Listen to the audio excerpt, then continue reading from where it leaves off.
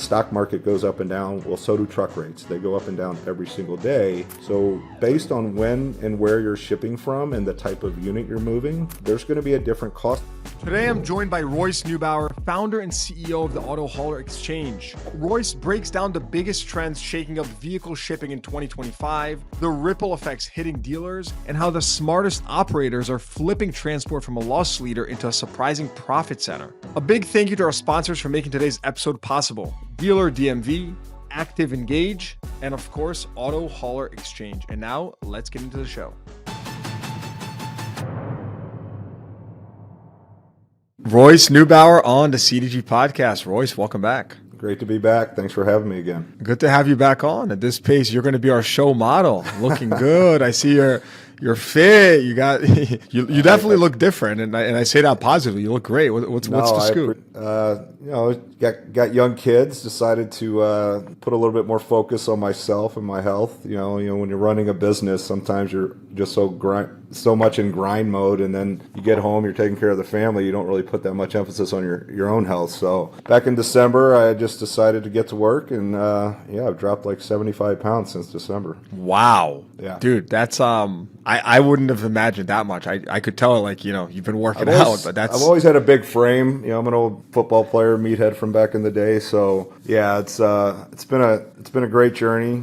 It's like, running a startup, you've got to run a lean, well-oiled machine. So I had to do the same thing with my body, and it's been a lot of work, but it's been very rewarding as well. I think it's a great message to start just for the industry. I spoke about it on one recent podcast. I think it's super important, but it's definitely something that falls to the wayside in many dealerships and just with many. I mean, we're in retail, right? So naturally, hours retail are crazy, right? Yeah, and you just got to find that time to focus on your mental acuity, your physical ability, and so many professionals. Just that's the last thing on their list. I've got to take care of business. I got to take care of this. I got to take care of that. And then before you know it, you've been at work for 10 hours and you've really put no energy into yourself or your well-being. So it's definitely helped from a business perspective. Obviously, energy levels are up, mental acuity's up, and it's just it's something that we professionals tend to kind of just kick to the side. Yeah. But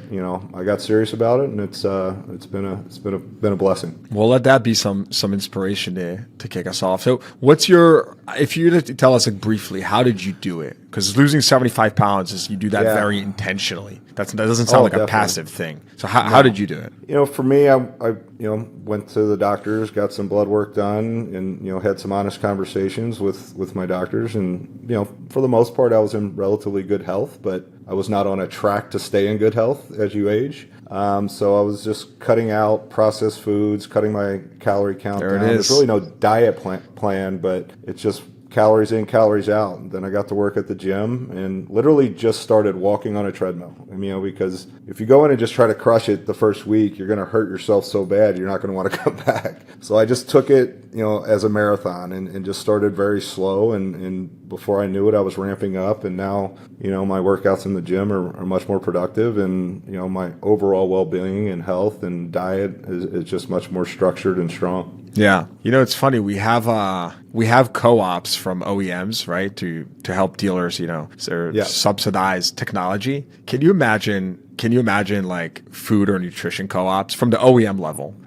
Saying that it should be OEM versus dealer, but I'm just saying, like, imagine the impact on having a 50% improvement in the health of 10,000 retail or 100,000 retail employees across the country, and the impact that is. So I know I'm going a little kind of far out here, but I like to think creatively of what can be. And so, maybe some OEM will hear this and be inspired. So it's something that we actually just implemented today. Actually, is we're going to subsidize some of the costs for gym memberships for our team members here in our community. Smart.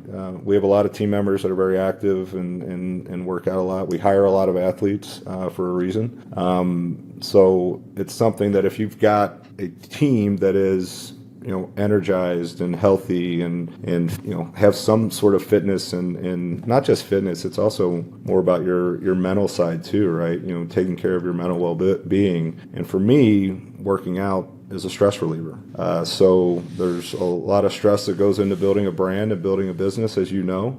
So being able to kind of release that in a positive way, which is very positive just for the overall well-being of the business. Well, no wonder you've been so successful. So let's dive in a little bit to that. Yeah. Well, before we get into the nitty-gritty, how's biz? Tell us a little bit about, what's the latest and greatest in the transportation world. Business has been phenomenal. As we know, the industry as a whole has kind of had a tumultuous, 12 to 18 months. A lot of ups and downs, a lot of changes. One positive that we've seen on the auto hauler side is that we keep somehow outperforming market trends. We're over 700 shippers nationwide now. We've onboarded with roughly 4 OEMs and about 600 dealerships. We have some rail partners that we're working with. We've got some port partners that we're in the mix with as well. So the brand keeps expanding outside of just the initial dealership market that we launched in. And I think when you're dealing with an economy that is a little bit chaotic, to put it lightly, if you have a product that is providing solutions for the industry as a whole, you're going to have opportunities in any economy, right? And the way our company is structured and the product that we took to market, it was about solving problems. It wasn't about just logistics. So we're expanding beyond just the logistics realm within the auto hauler doors. And our goal is to truly be problem solvers for our shippers, for the carrier community. And, we've seen immense growth over the past year to year and a half. So you work with hundreds of dealers. I'm curious, what trends have you seen recently with dealer, franchised, and independent dealer just purchasing, acquisition patterns? What are you seeing out there? Yeah, one of the biggest things that we've seen, especially in the last quarter, was a lot of our largest used car dealers, that they could be branded or independent. Their buying trends have changed significantly in the past quarter. Q1, we had a huge surge, especially towards the end of Q1 when the tariff conversation was happening. Some of I would call them our top 20 dealers that are kind of in our top 20, revenue sales wise every single month. The last quarter, they've kind of been in the bottom 50, bottom 100. So they've definitely slowed down their buying trends, and a lot of that, from what they're telling us and for what we're researching, is there is a significant shortage in the used car space right now, whether that be just the inventory is not great that's out there, or the interest rates for those vehicles for them to actually buy them, sell them, and make a profit the math just doesn't add up. So we're seeing a definite slowing on the used car side. We have seen an uptick with our branded dealers on some of our OEM opportunities.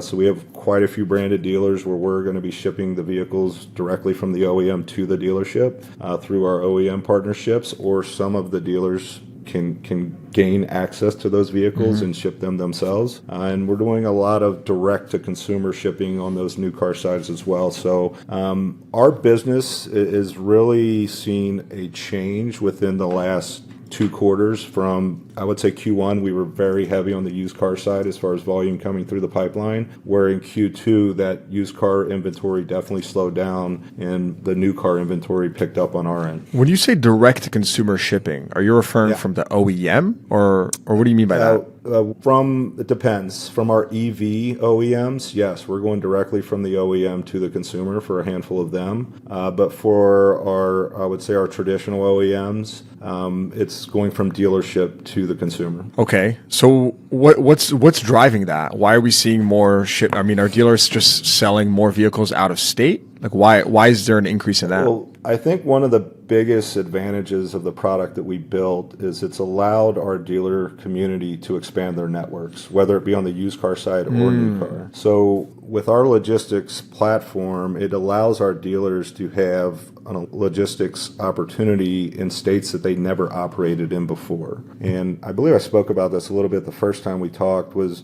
one of our first dealers they're out of Wisconsin. They've been around for 75 years. They'd only bought and sold cars in about a 6-state radius of Wisconsin their entire existence. And within the first 3 months of leveraging the auto hauler exchange and the network of carriers within the product, they started buying and selling cars in California, Texas, Florida. So it allowed them a much larger buying pool and a much larger selling pool. And we're seeing the same sort of trend with some of our dealers that are selling cars across country that they may not have had the confidence to sell in the past because they didn't know how to get the car to the consumer. And then we're also moving a lot of wholesale trades, right? So when you have dealers buying and sell cars from each other on the new car side, we're shipping most of those units for our dealership communities because we're typically familiarized with the buyer and the seller in a lot of those cases, and they're leveraging our product to move those VINs very quickly for them.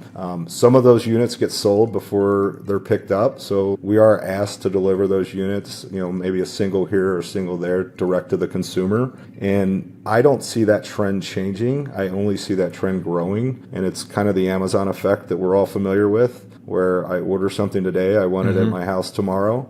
We've seen a significant growth with that mindset in the new car world. This episode is brought to you by Dealer DMV. Dealers, are you still stuck using outdated interstate titling methods? Dealer 50 from Dealer DMV modernizes the process for you. With 24/7 access to sales tax, title, and registration fees, pre-filled state-specific forms, and seamless DMS integration, their online platform makes out-of-state titling fast, easy, and accurate. Plus, with full-service vendor support, their average time to perfect liens is under 14 days. And exclusively for CDG listeners, get 30 days of free full-service access to Dealer 50 on unlimited out-of-state deals. That's 30 days for free. It's a limited time offer that won't last long. Unlock free full-service deals for a month by visiting dlrdmv.com/CDG and use code POD30 when you submit an interest form. Again, that's dlrdmv.com/CDG and use code POD30 or click the link in the show notes below. Royce,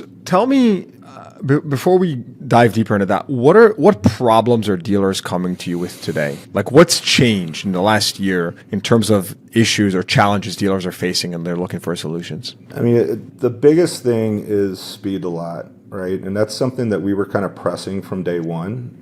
I come from the freight world. I've been in logistics for 25 years. And in the freight world, you have a set pickup time and a set delivery time. If you don't hit those windows, you're getting fired. And when I entered the finished vehicle space, it was kind of a free-for-all. It was. I know you're going to tell me already. Oh yeah, we'll bring it to you over the next couple of days, and then you get it 2.5 weeks later, right? Well, there's a cost associated with that, right? And from a dealership perspective, if I'm buying units from auction, my clock starts the day I pay. And the day I purchase those units, I'm paying interest and the car's depreciating. And we know in the market we're in today, every dealer is making less per transaction. So if I can drive wasted cost out of my vehicle, then I have a much better opportunity to make a profit on that car. But if I'm waiting 2.5 weeks for that unit to arrive, and I've paid 2.5 weeks of interest, and I've maybe paid holding costs, and the car's depreciated, now my window just shrunk. And my opportunity to make a profit on that unit gets smaller and smaller and smaller. So with the product that we've created, it's allowing dealers to have the confidence to go ahead and purchase those units anywhere around the country, and they can expect delivery within 3 to 4 days. Our average time from a unit being posted on the auto hauler exchange to being picked up is less than 24 hours. And then the average time to delivery is about a 3-day window depending on the miles that the driver has to drive. So the biggest I'd say headache that we've solved for most of our dealers, and why we're pretty much onboarding 100 dealers a month right now. Incredible. Is because of that speed to lot. It's all about speed and efficiency, but we've also pushed out that wasteful spend that they were paying brokers to kind of sit on those units for them. We don't have a brokerage fee involved. It's going directly to the carrier, and the carrier's negotiating with the dealer to create that transaction and speed up the pickup and delivery process. One thing I think is very interesting here is how we've traditionally viewed logistics in this business as a cost center. And I think what you've done is you've transitioned that to being viewed as a profit center, right? If I can expand my radius of, where I do business, And like you just said, right, you reduce that time to line, but mostly enable to sell further or acquire further out. Now I can actually grow my sales, grow my profitability. And so logistics is actually a tool that's enabling me to be a more efficient dealer. I think that's, at least that's how I view it. And I see you're nodding, so I'm probably positioning this thing indecently well. But that's how I see the game. I love the fact that you just brought that out, because it's something that I've always looked at logistics from a holistic view. It's more than just the cost to move something from point A to point B. There are so many other factors involved that are going to impact the profitability of that product that you're moving. And we run up against this all the time, where if dealers are coming on board and they're saying, well, it's costing me X amount more than this particular broker, I said, okay, all right, it costs you $10 a unit more to move that car in 24 hours. Mm-hmm. So on a 10-car hauler, it costs you $100. So if you save the $100 in shipping, but it took 2.5 weeks for you to get all 10 of those cars, what is your actual cost? How much did you pay in interest on all 10 units? How much did the vehicles depreciate? And how much did your window to sell those units actually shrink? Yeah. And when you start to really look at it and analyze it from a macro point of view, not just the micro, they're saving hundreds of thousands of dollars per year by leveraging the efficiency of the product that we've built. At the same time, theft is a major concern in the market today. And this is another big concern that a lot of our dealers have been coming to us with. And one of the biggest, I would say, benefits of the world I grew up in is the carrier vetting process. We've always taken that very seriously. And a lot of the commodities that we shipped in the freight world were high theft commodities. So we've always had an ability to vet our carriers to the nth degree. Makes total sense. And sometimes it's a little overkill. So for me, it's not, though, because we're protecting the carrier from being sued, but we're also protecting the dealership from having their vehicles disappear. So we actually reject about 33 of the carrier applications we get, 33%. And the reason for that is sometimes the carrier just didn't meet the insurance requirements, and then our carrier vetting team will reach out to them and let them know what they need to do to get qualified. Or they have poor safety ratings, which is a major issue, and then we reach out to them and let them know how they can correct that. But the biggest thing about, I would say out of that 33%, about 50% of them that are trying to enter the marketplace are fraud. There's somebody stole somebody's identity, and we have the right processes in place, and we're using the right technology, and AI is a big part of that, where it's scrubbing the FMCSA and the DOT to make sure that these carriers are 50% are fraud. Okay. So let's say 16.5% of your applications are frauds. Okay. What's driving this crazy number in frauds? I'm assuming that's an increase, or has that been steady? It's an increase. It's growing.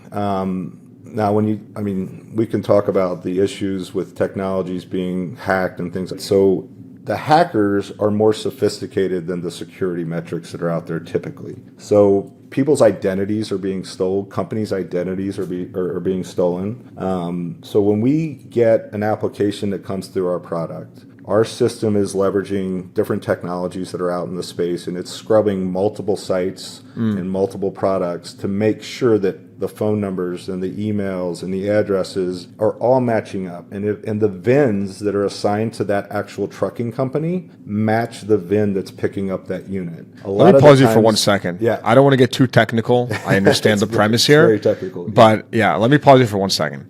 So I did my homework before this conversation, because we haven't spoken for a while, and I wanted to see what's on dealers' minds. And one of the questions I asked the dealer was, "Hey, what's stopping you from improving your time to line?" Time to line, right? Yep. And I heard an answer that I didn't expect, and he told me. He said there is a shortage of carriers and an aging driver workforce. Now, is that true? Like, is he being fed a bunch of baloney? Is this just an excuse? Like, what's your take on this, right?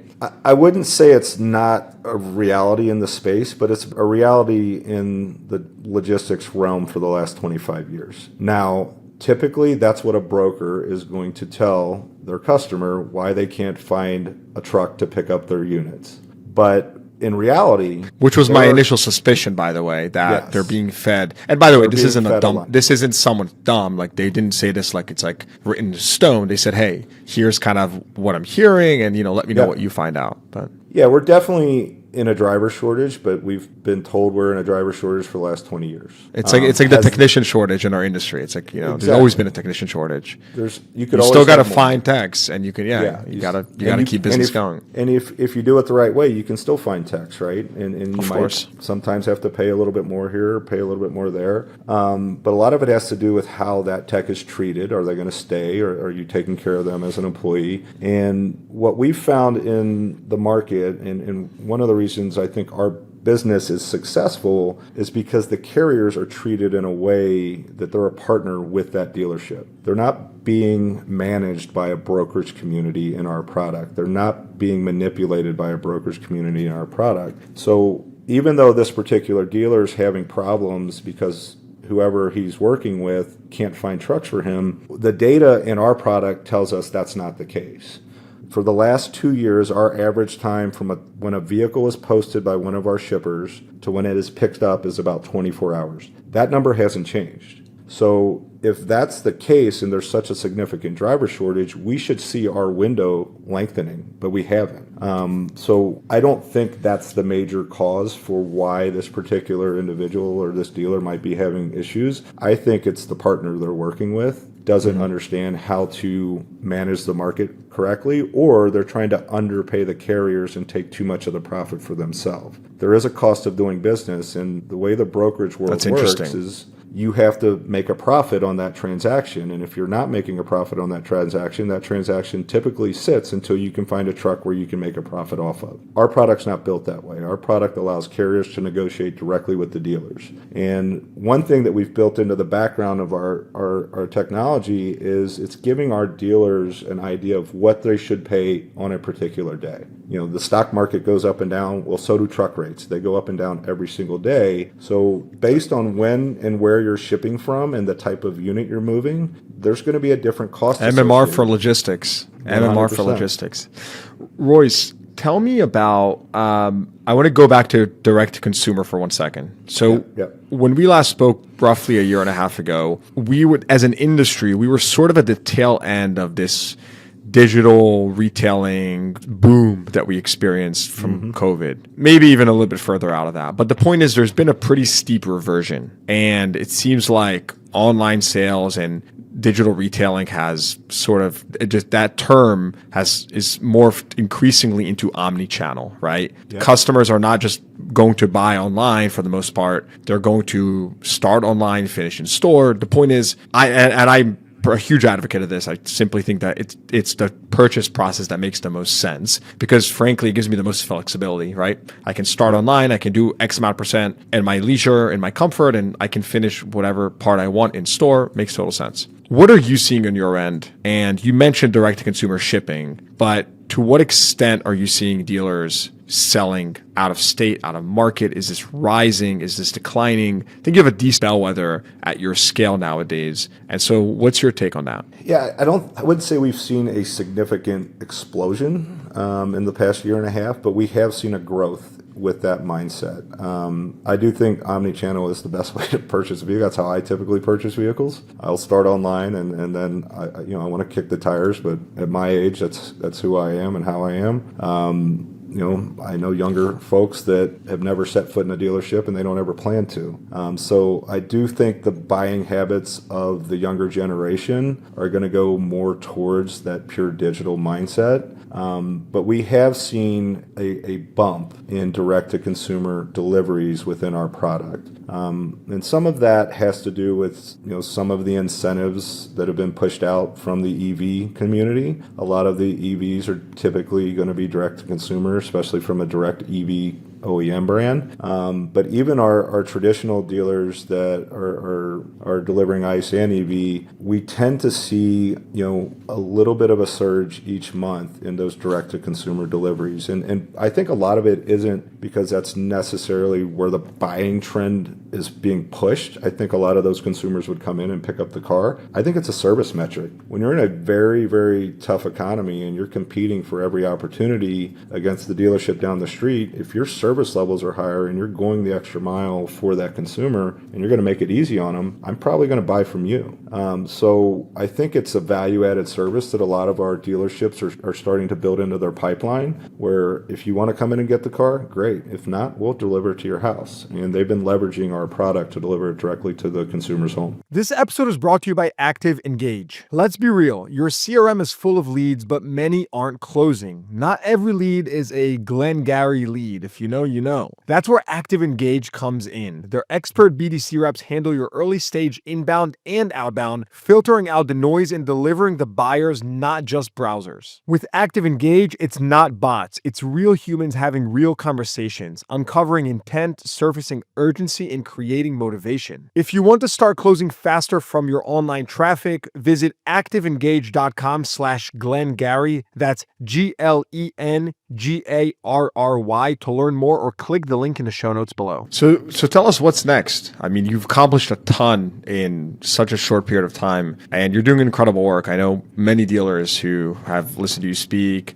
have checked out your platform, have signed up, and are proud users, and have taken a look at their logistics, and as I said earlier, sort of viewed it, transitioned from a cost center to a profit center. I think it makes total sense. It's something that in the way our industry is trending and making everything more efficient and really focusing on every part that enables faster inventory turn, it's a no-brainer. What's next for you, for Auto Hauler Exchange? Like what else can you tell us about where the industry is heading? Yeah, for us, it's, and I mentioned this earlier, it's about solving problems, right? I think there's a lot of technology companies that just go out and build a product because they think it's a great idea, and then they dump it into the market, and it's not right. So we don't build product based off of our assumptions. We build product based off of feedback from our shippers, from our carrier partners. So yes, we launched 2.5 years ago as a pure logistics product in the dealership world, and that's expanded to pretty much every facet of finished vehicle logistics, whether it be OEM, port, rail,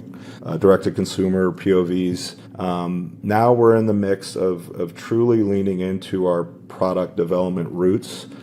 So we do have a POV product that will hit the market in Q4, and then we have. I would love to announce exactly what it is, but it is another dealership product that's outside of logistics to help our dealer community grow their opportunity to expand their networks with sales, whether that be direct to consumer or dealer to dealer. So maybe the next time I'm on, hopefully in the fall or winter, we'll be able to announce that product. We're live in market today. We have about 50 dealerships that we're working with. It's still in beta. On your new product. On our new product, yes, and we're allowing our dealerships. Give us a little hint. What? A little hint. A little one. I would say it's not in the logistics arena. It's more in the mindset of around helping our dealerships find a way to move more into inventory quicker and finding the right buyers and sellers to help them move their inventory. Wow, okay. That's exciting. It is exciting. Very cool. I know it's a little tease, but I'm kind of forced to secrecy until the product's out of beta, and we push. Lindy, our VP of marketing, would kill me if I announced today. She's got a whole marketing plan around it that she wants to unveil. You see, the company's transforming, you're transforming yourself, everything's transforming. Well, listen, if you're sitting still, you're going to get passed by, right? So I learned a long time ago that you've got to provide solutions for your partners, and you've got to be a problem solver in nature, and that's what led us to create Auto Hauler, and I think that's what's leading us to create new products in the business that we've launched. End us off with some words of wisdom, Royce. Anything. I need some words of wisdom from you right now. Oh man, words of wisdom. I mean, I would tell every dealer I've spoken to, because it's the highs and lows, man. This environment, the past 6 to 9 to 12 months, 1 month's great, the next month's death and destruction. My communication with everybody I've been working with is just stay the course. The economy's going to do what it's going to do, and don't be afraid to look outside the box. So many people, when you get into a tough situation or you're in a tough spot, you just kind of want to sit still and not rock the boat and not change things. And, I've never had that mindset. I've never had the mindset of not looking for a better, more efficient, more transparent, more intelligent way to do something. Same. It drives my wife crazy from time to time because I'm always pushing to do something better or different. And one of the reasons we've grown is because we've met a lot of dealers that were looking for something different and looking for a new opportunity to capture revenue that they were wastefully spending. But then we've run into a lot of dealerships where like, I'm not sure if it's broke or not. I don't want to really change anything. So I would venture to tell those same dealerships, like, don't be afraid to try new opportunities that are presented to you, whether it's auto hauler exchange or another technologies out there. And I know everybody's getting just the tech craze is insane in this space right now, and there's so many different products being marketed and being pushed on dealers. Be mindful of what your need is and think about what your need is and look at your business from a macro point of view and where you could be wasting money. And then I would go source the products that might help you bring some of that money back in-house. When margin compression is happening in any industry, the first place to look is how do I save or how do I recapture wasteful spend? Because growing that margin isn't going to happen overnight, but recapturing wasteful spend, you can turn that around in 30, 60, 90 days all day long. Well said. I'm nothing else to add. You're absolutely correct. And I'm a big believer in continuous improvement and learning. So definitely align with you on that. Royce Neubauer, Auto Hauler Exchange. Royce, thanks so much for joining us. Thank you so much for having me. It's a pleasure. Good luck. And I'm excited to follow up with your progress. Thank you. I appreciate it, man. All right. Hope you enjoyed that episode. Please give the podcast a rating, consider subscribing to the show, and check the show notes for links to what we talked about. Thanks for tuning in. I'll see you guys next time.